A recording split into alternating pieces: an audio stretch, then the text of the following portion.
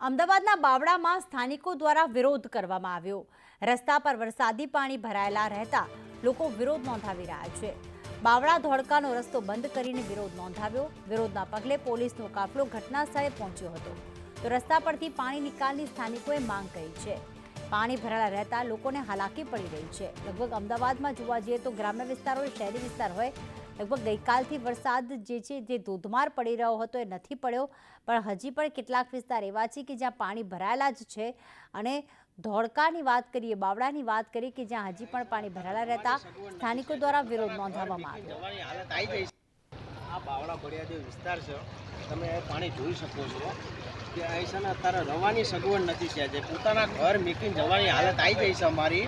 આ તમે જોઈ શકો છો રસ્તા હોવાથી બંધ થઈ ગયા છે અમારા। જુઓ તમે લાઇટ કાપી ગયા છે, અમારે રહું તો રહું ચમનું હોય। પાણી તમે જોઈ શકો છો ચીટલું છે, આ જુઓ તમે પાણી માણસ ચીટલું હેરાન થાય। આ બતાવો, આમ બતાવો, અમારે રહું તો રહું ચમનું એ અમને કોઈ એમને આનો રસ્તો કરી દેતા નથી કોઈ, સમજ્યા? આવે છે બધાય 2 દાડા આવે છે, પાણી જતું રહે એટલે પાછા જતા। હર વર્ષે અમારે આ રામાયણ હોય છે, એટલે મહેરબાની કરીને હાથ જોડીને વિનંતી છે કે તમે છે ને આનો નિકાલ લાવો।